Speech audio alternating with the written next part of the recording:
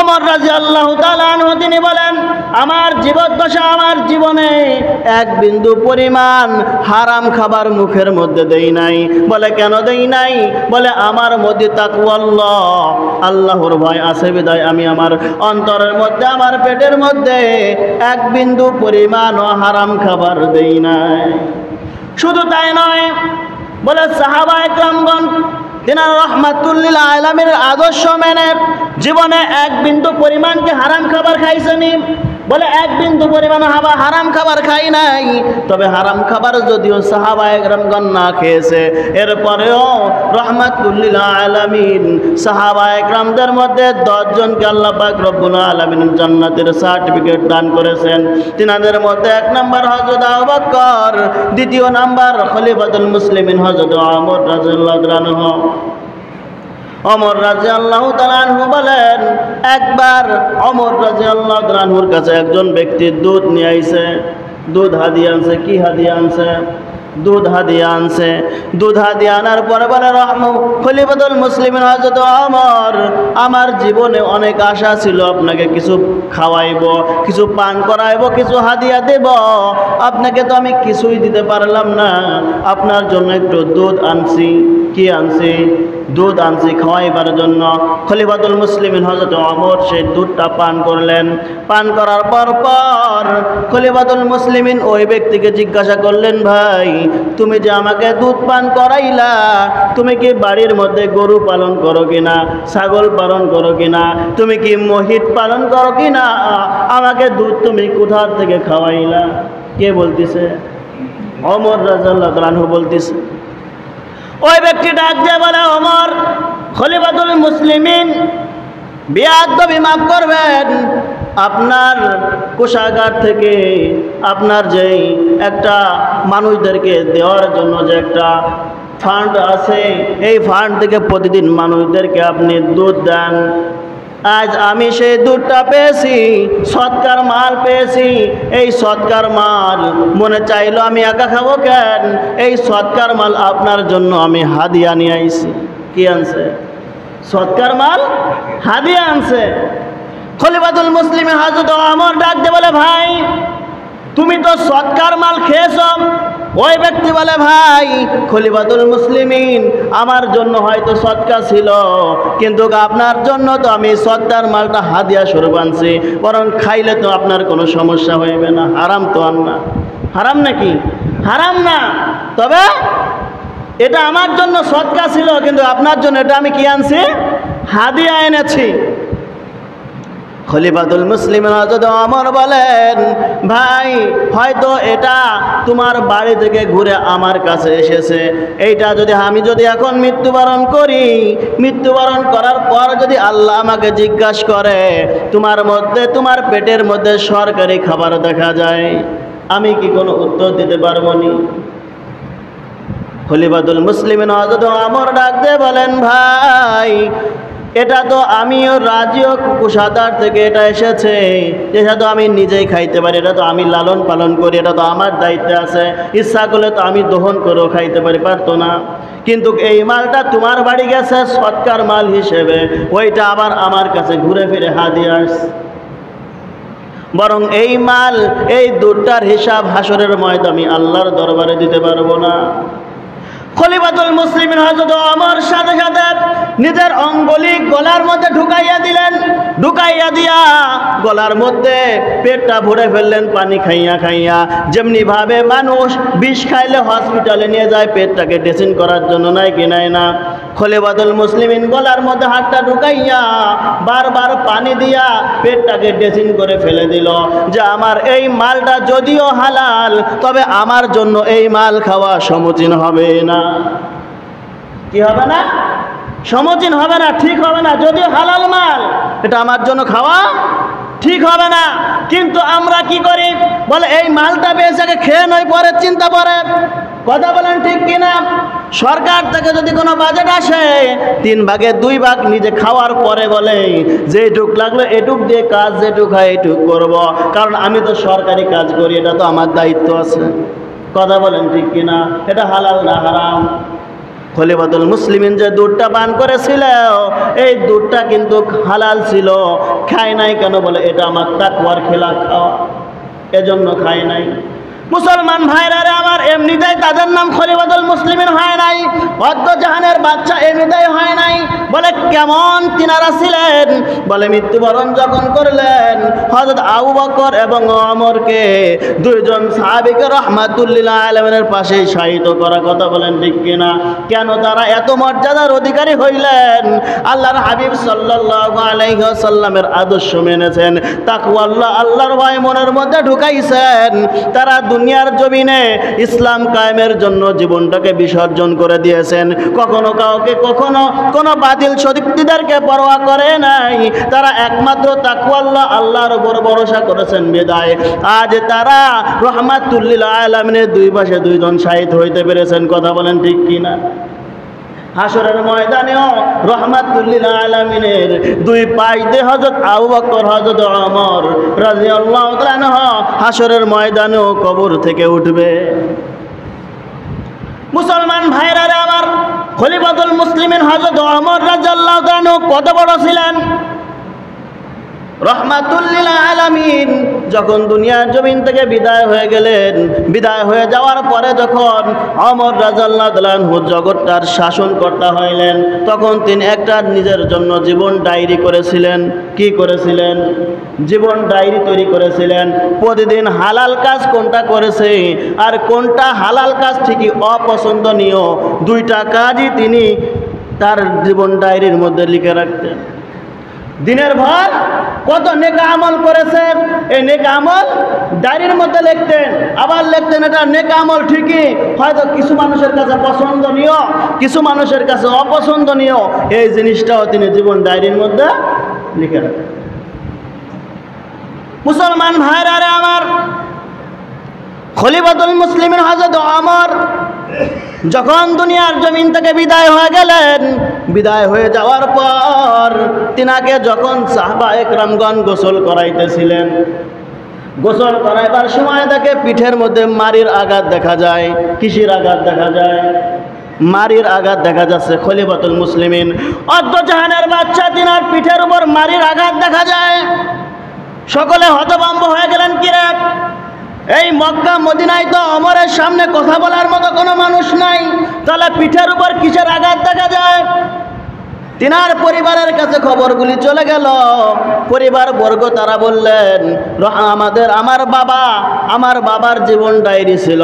জীবন diary এনে দেখে, জীবন ডায়েরির মধ্যে লেখা আছে খলিফাতুল মুসলিম হযরত ওমর যেদিন নফল নামাজ পড়তেন 100 রাকাত, পরের দিন যদি 70 রাকাত বা 80 রাকাত হয়ে যাইত, তদিন নফল নামাজের ঘাটতি কম হয়ে যাইত, তখন ওমর রাদিয়াল্লাহু তাআলা নিজে চাবুক নিয়ে নিজের পিঠের উপর আঘাত করতেন আর বলতেন, হে ওমর, তুমি দুনিয়ার কাজের জন্য তুমি আল্লাহকে তুমি ভুলে গিয়েছো। এজন্য কি করতো? পিঠের উপর আঘাত করতো। যে আজ নফল নামাজ 70 রাকাত পড়ার কথা, আজ হয়েছে 40 রাকাত, 50 রাকাত। কমছে না বাড়ছে? কমে গেছে। এজন্য খলিফাতুল মুসলিমিন হযরত ওমর রাদিয়াল্লাহু তাআলা আনহু পিঠের উপর আঘাত করতেন, আল্লাহকে কত ভয় করতেন। ওরে মুসলমান, শুধু তাই নয়, রাহমাতুল্লিল আলামিন একজন জিবরিল আমিনকে জিজ্ঞাসা করতেছে, জিবরিল আমিনকে জিজ্ঞাসা করতেছে, হে জিবরাইল, দুনিয়ার জমিনে এমন কোনো ব্যক্তি আছে নাকি যারা আমল নামা গুণে শেষ করা যাবে না? কে বলতেছে? রাহমাতুল্লিল আলামিন জিবরিল আমিনকে বলতেছে, আমার উম্মতের মধ্যে এমন কোন লোক আসেনি যে তার নেক আমল গুণে শেষ করা যাবে না। জিবরিল আমিন ডাক দিয়ে বলে, ইয়া রাসূলুল্লাহ, ইয়া হাবিবাল্লাহ, নূহ নবীর 9,950 বছর হায়াত মিলে 1000 বছর হায়াত যদি আমাকে 1000 বছর বলে, যদি খলিফাতুল মুসলিমিন হযরত ওমরের নেক আমল যদি হিসাব করতে দেন, আমার হিসাব করে আমি শেষ করতে পারবো না। জিবরিল আমিন বলতেছে, 1000 বছর ধরে যদি আমাকে এই ওমরের আমলনামা যদি হিসাব করতে দেয়া হয়, আমি এই ওমরের আমলনামা হিসাব করে শেষ করতে পারবো না। হযরত আয়েশা রাদিয়াল্লাহু তাআলা আনহা একদিন রাহমাতুল লিল আলামিনকে বলতেছে, ইয়া রাসূলুল্লাহ, ইয়া হাবিবাল্লাহ, আকাশে যত চন্দ্র দেখা যায়, আকাশে যত তারা দেখা যায়, এই তারা কেউ তো গুণে শেষ করতে পারবে না, কারণ তারা প্রতিদিন তো এক তারা ওঠে না। আর যে তারকা দেখা যায় দ্বিতীয় দিন ওই তারকা দেখা যায় না, তারকা প্রতিদিন পরিবর্তন হইতে থাকে। রাহমাতুল লিল আলামিনকে বলতেছে আয়েশা রাদিয়াল্লাহু তাআলা আনহা বলতেছে, রাহমাতুল লিল আলামিন, আকাশে যে তারকা দেখা যায় এই তারকা তো দেখে শেষ করা যায় না, গুণে শেষ করা যায় না। এই উম্মতের মধ্যে এমন কোনো মানুষ আসেনি যারা আমলনামা কেউ গুণে কখনো শেষ করতে পারবে না। আয়েশা মনে করছে তিনার বাবার কথা, আবু বকরের কথা বলবে। রাহমাতুল লিল আলামিন ডাক দিয়ে বলেন, হে আয়েশা, তুমি তো ছোট্ট মেয়ে, তুমি তো ছোট্ট বাচ্চা, ছোট মাসুম বাচ্চা, অল্প বয়স তোমার। দুনিয়ার জীবনে এমন একজন লোক আছে, তিনি হইলেন খলিফাতুল মুসলিমিন হযরত ওমর। এই ওমরের আমলনামা কেউ কখনো গুণে শেষ করতে পারবে না। এই কথা যখন বললেন, সাথে সাথে আয়েশা রাদিয়াল্লাহু তাআলা আনহার মুখটা মলিন হয়ে গেছে। কি রে, আমার বাবা এত বড় মানুষ, আমার বাবার নাম বললো না, ওমরের কথা বললো, কারণটা কি? এখন আয়েশা রাদিয়াল্লাহু তাআলা আনহা ডাক দিয়ে বলে, ইয়া রাসূলুল্লাহ, ইয়া হাবিবাল্লাহ, নবী আমার, তাহলে আমার বাবার কি কোনো সম্মান নাই? কি নাই? সম্মান নাই, বা এমন কোন আমল কি আমার বাবার নাই? রাহমাতুল লিল আলামিন ডাক দিয়ে বলে, হে ফাতেহ, হে আয়েশা, আছে শুধু তাই নয়, গারে সুর যখন আমি হিজরত করতেছিলাম, হিজরতের সাথী তোমার বাবা আমার হয়েছিল। এই হিজরতের সাথীর দিন যত তাকওয়া, আল্লাহর ভয় এত পরিমাণ তোমার বাবার মধ্যে ছিল, এই দিনের আমল যদি মিজানের পাল্লার মধ্যে দেওয়া হয়, আর ওমরের গোটা জিন্দেগীর আমল নামা যদি আর এক পাল্লায় দেওয়া হয়, তাহলে তোমার বাবার একদিনের আমলের পাল্লা বেশি ভারী হয়ে যাবে। কি হয়ে যাবে? বেশি ভারী হয়ে যাবে একদিনের আমল নামা। আর গোটা জিন্দেগীর আমল নামা কার? হযরত ওমর রাদিয়াল্লাহু তাআলা আনহু। মুসলমান ভাইরা রে আমার, তিনারা দুনিয়াটা শাসন করেছেন, এরপরেও তাকওয়াল্লাহ, আল্লাহর ভয় মন থেকে কখনো খেদায় নাই। আমি আপনি মুসলমান হয়েছি, আল্লাহ আমাদেরকে মুসলমান বানাইছেন, এরপরও আমাদের মনের মধ্যে সেই চিন্তা নাই যে একটু যদি বদ আমল হয়ে যায় কবিরা গুনাহ লাগবে না, ছোট ছোট আমলের কারণেও কবরের মধ্যে আযাব হয়। ওরে মুসলমান, আমরা তো চিন্তা করি আমল নামা কি করলাম, আমাদের জীবনটা এভাবেই চলে যাবে। মৃত্যুর আগ মুহূর্তে যখন বৃদ্ধ হয়ে যাব, নামাজগুলো ঠিক মতো পড়ে নেব, রোজা ঠিক মতো রাখবো, ভালো ভালো কাজ করব। ওরে মুসলমান, কার কখন মৃত্যু আছে কেউ জানি না রে মুসলমান। ওরে মুসলমান, কথা হলো জীবনটা আমাদের সাজাইতে হবে একমাত্র রাহমাতুল লিল আলামিনের আদর্শে। আমি যে এখন চলাফেরা করতেছি, এই চলাফেরার মধ্যে রাহমাতুল লিল আদর্শ আছে কিনা? আমি যে ব্যবসা করি, ব্যবসার মধ্যে রাহমাতুল লিল আলামিনের আদর্শ আছে কিনা আমার দেখতে হবে।